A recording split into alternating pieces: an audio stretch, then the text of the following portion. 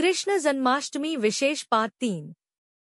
गुरु का आश्रम। दोनों भाइयों को अस्त्र शस्त्र और शास्त्री की शिक्षा के लिए सांदीपनी के आश्रम भेजा गया, जहां पहुंचकर कृष्ण बलराम ने विधिवत दीक्षा ली और अन्य शास्त्रों के साथ धनुर्विद्या में विशेष दक्षता प्राप्त की।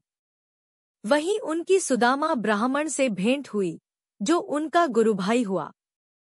इस आश्रम में कृष्ण ने अपने जीवन के कुछ वर्ष बिताकर कई सारी घटनाओं से सामना किया और यहाँ भी उनको प्रसिद्धि मिली।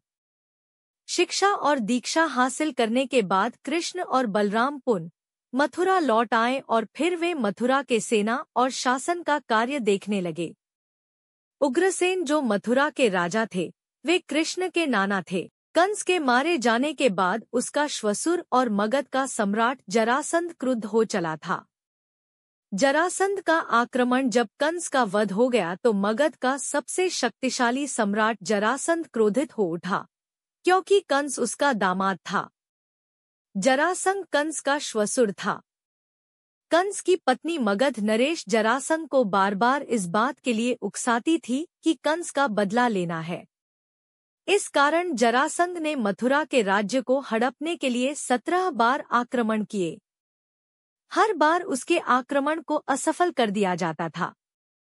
फिर एक दिन उसने काल्यवन के साथ मिलकर भयंकर आक्रमण की योजना बनाई। काल्यवन की सेना ने मथुरा को घेर लिया। उसने मथुरा नरेश के नाम संदेश भेजा और काल्यवन को युद्ध के लिए 1 दिन का समय दिया। श्री कृष्ण ने उत्तर में भेजा कि युद्ध केवल कृष्ण और काल्यवन में हो, सेना को व्यर्थ क्यों लड़ाएं? काल्यवन ने स्वीकार कर लिया। कृष्ण और काल्यवन का युद्ध हुआ और कृष्ण रणभूमि छोड़कर भागने लगे, तो काल्यवन भी उनके पीछे भागा। भागते भागते कृष्ण एक गुफा में चले गए। काल्यवन भी वहीं घुस गया। गुफा में काल्यवन ने एक दूसरे मनुष्य को सोते हुए देखा। काल्यवन ने उसे कृष्ण समझकर कसकर लात मार दी और वह मनुष्य उठ पड़ा। उसने जैसे ही आंखें खोली और इधर-उधर देखने लगा, तब सामने उसे काल्यवन दिखाई दिया। काल्यवन उसके देखने से तत्काल ही जलकर भस्म हो गया। काल्यवन को जो पुरुष गुफा में सोए मिले, वे इक्ष्वाकु वंशी महाराजा मांधाता के पुत्र राजा मुचुकुंद थे, जो तपस्वी और प्रतापी थे। उनके देखते ही काल्यवन भस्म हो गया। मुचुकुंद को वरदान था कि जो भी उन्हें उठाएगा वह उनके देखते ही भस्म हो जाएगा।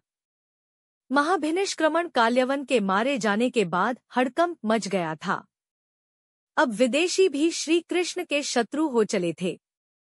तब अंततः कृष्ण ने अपने 18 कुल के सजातियों को मथुरा छोड़ देने पर राजी कर लिया।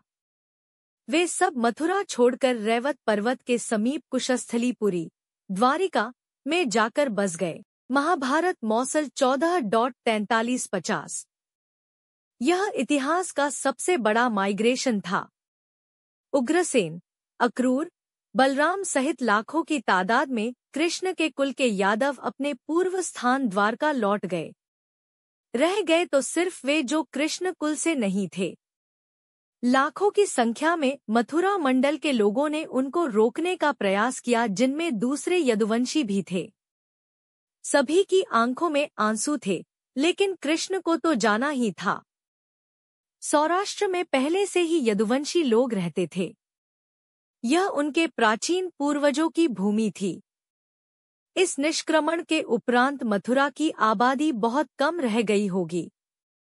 कृष्ण के जाने के बाद मथुरा पर जरासंध का शासन हो गया।